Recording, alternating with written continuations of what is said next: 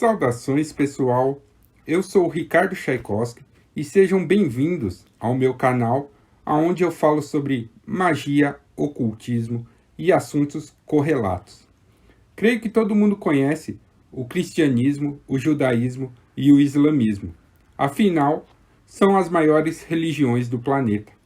Mas existe uma religião ainda mais antiga que muitos acreditam que deu origem a vários dos conceitos presentes no monoteísmo, como a crença no Deus único, o paraíso, a vinda do Messias e a eterna batalha entre o bem e o mal.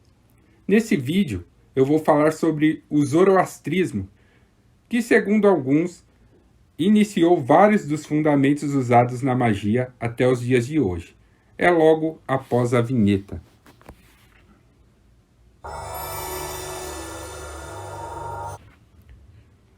Salve, galera! A SLE é um grupo de estudos que visa divulgar o conhecimento mágico, o conhecimento oculto, a todo buscador. Em dezembro, nós vamos iniciar o curso sobre magia persa, que é um curso sem precedentes aqui no Brasil. Nós vamos abordar desde a história, filosofia até as práticas mágicas, que eu tenho certeza que vão agregar muito em todas as áreas da sua vida. Esse conhecimento vai ser um divisor de águas e com ele eu tenho certeza que você vai ter a possibilidade de realizar muito dos seus desejos. Mesmo que você não entenda nada sobre magia, eu sei que no final do curso você vai estar apto, você vai estar praticando e atingindo resultados.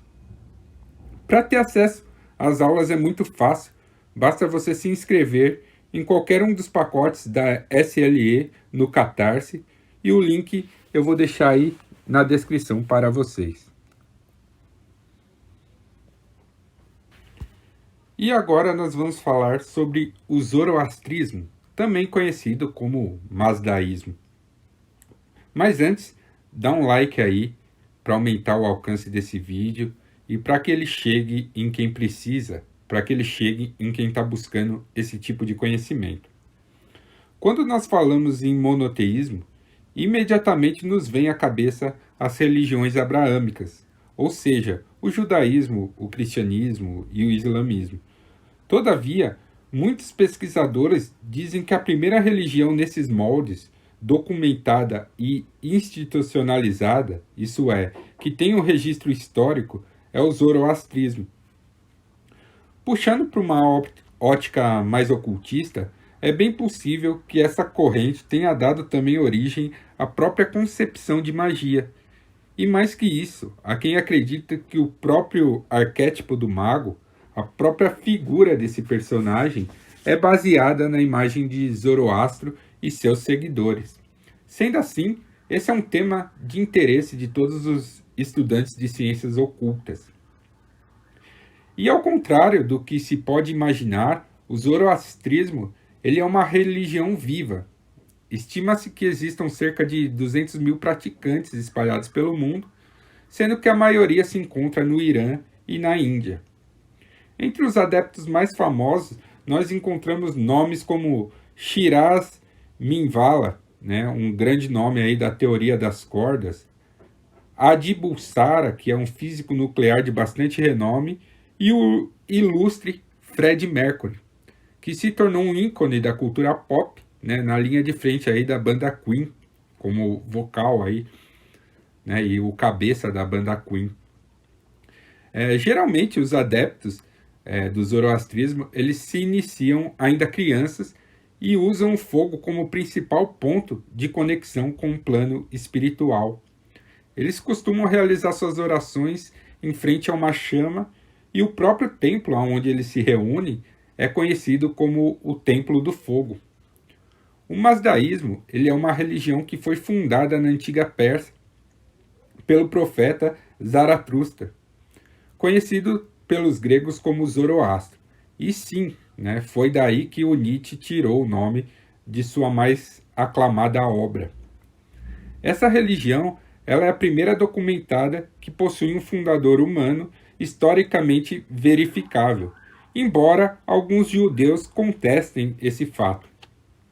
De qualquer forma, é uma religião muito popular e era uma religião muito popular nos tempos antigos. E tinha como divindade suprema e única Ahura Mazda, que significa algo como o sábio criador, que para eles é a fonte de bem, da ordem e da verdade. Apesar disso, era admitida a existência de outros seres divinos, né, os Ameshspenta, que eram ao mesmo tempo mensageiros e extensões de Mazda. É um conceito bem semelhante ao que nós entendemos hoje como anjos. Tá? As tradições zoroástricas, elas alegam que o Zoroastro ele viveu no século VI a.C. e tornou-se conhecido apenas depois que ele completou 30 anos, supostamente depois de uma peregrinação pelo deserto.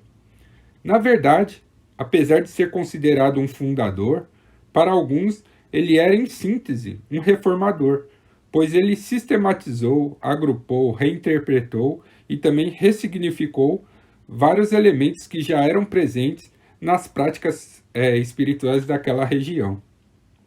De uma maneira bem semelhante ao que Jesus e que Maomé fizeram em suas respectivas culturas. É por essa e por outras que algumas correntes dizem que essas religiões, né, o cristianismo e o islamismo, seriam plágios. Só que não dá para afirmar isso, porque o fato de existir uma documentação histórica zoroastrina mais antiga não significa que ela realmente seja mais antiga, né? Pode ser que ela era apenas mais popular e por isso tinha muito mais conteúdo sendo produzido sobre ela. Além disso, quando nós falamos em influências religiosas, nós temos que entender que nós estamos falando de um processo dinâmico de duas vias. E é muito difícil precisar quem realmente influenciou quem. Né? As religiões elas vão uma influenciando as outras, né? Quando duas religiões convivem no mesmo espaço e tempo. Então fica difícil saber quem que influenciou quem, tá? Mas há uma grande possibilidade que sim, né, que o zoroastrismo ele seja mais antigo, porque as evidências históricas elas têm séculos de antecedência ao cristianismo, por exemplo. Mitologicamente, é dito que um dia, após um ritual de purificação, Zoroastro se viu diante de um ser espiritual que se auto-intitulou aí de Bom Pensamento.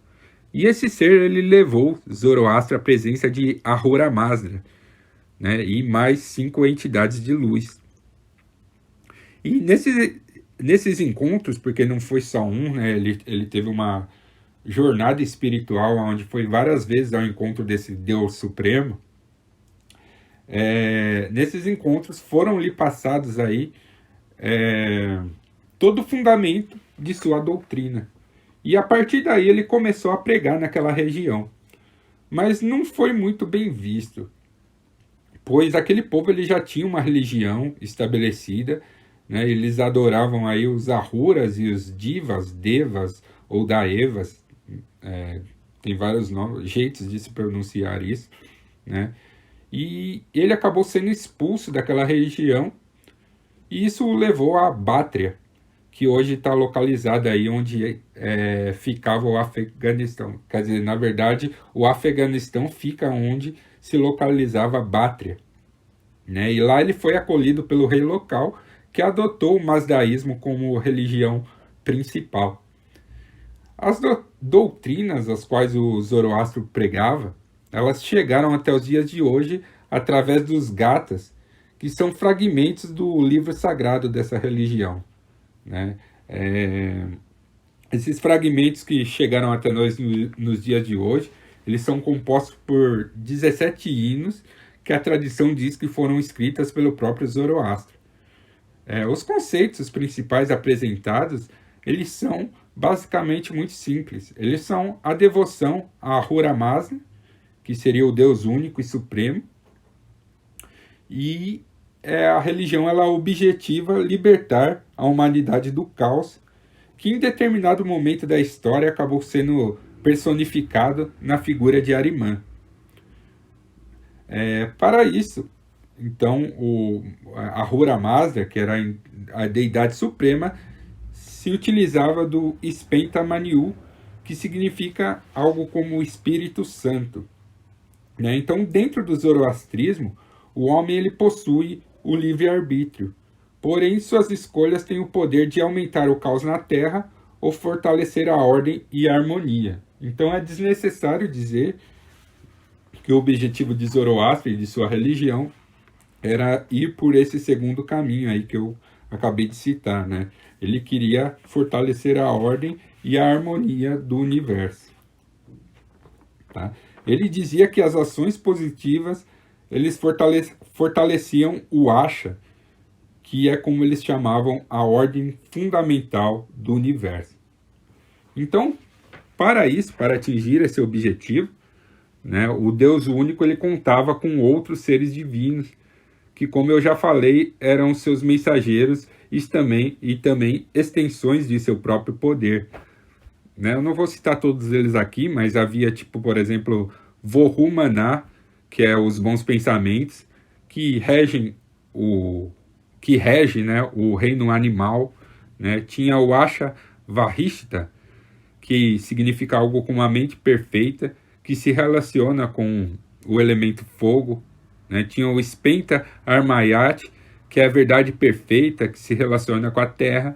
Enfim, era uma religião bastante conectada aos elementos da natureza.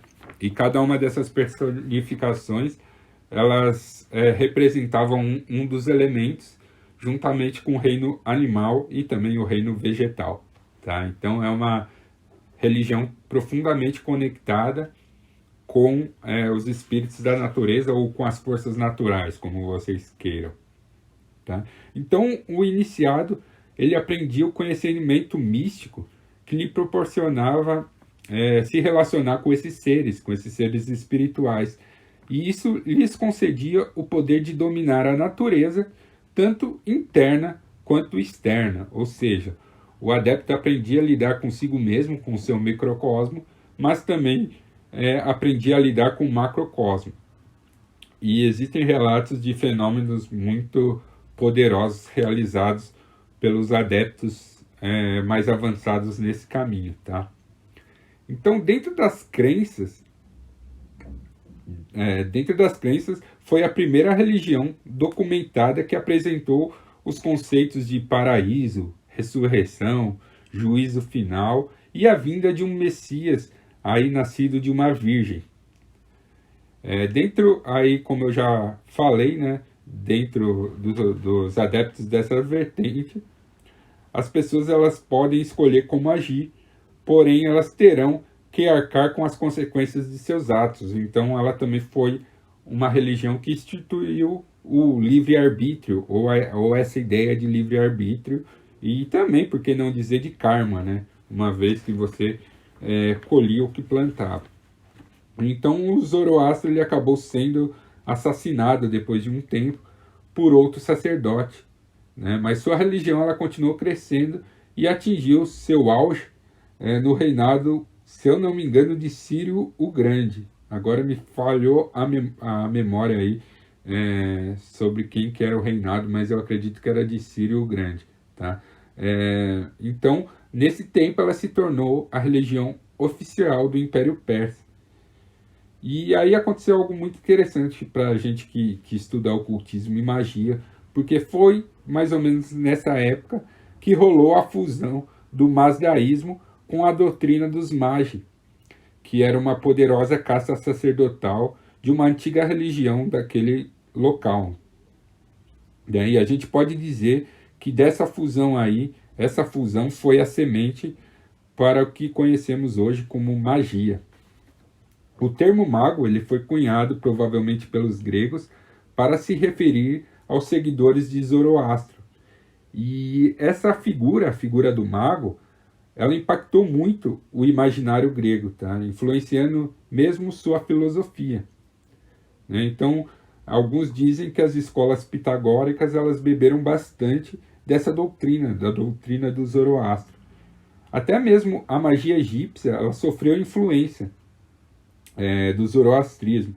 Então, se nós procurarmos, a gente vai ver que todos os ensinamentos de Zoroastro, eles impactaram não só as religiões monoteístas, como muitos acreditam, mas também a própria filosofia, e por consequência disso a ciência, né, e o próprio pensamento mágico. Então foi uma religião aí que impactou aí praticamente todos os ramos da sociedade moderna, aí, vinculada com o ocultismo e com magia, tá? É por isso que seu estudo é recomendado, pois essa religião está na raiz do que o homem moderno chama de ocultismo e magia. Portanto, se você quiser se aprofundar nesse tipo de conhecimento, eu lembro que você pode se inscrever aí na SLE, o link vai estar na descrição. Qualquer dos pacotes aí vai dar acesso a esse curso, tá? Mas se inscreva o mais rápido possível, porque as vagas são limitadas. E não se esqueça de curtir e de compartilhar esse vídeo, assim como também ativar o sininho para você não perder nenhuma atualização. Nós estamos cheios de novidades aí no canal e eu tenho certeza que vocês vão gostar muito, tá? Então, muito obrigado aí por sua atenção. Eu sou Ricardo Tchaikovsky. Força e honra.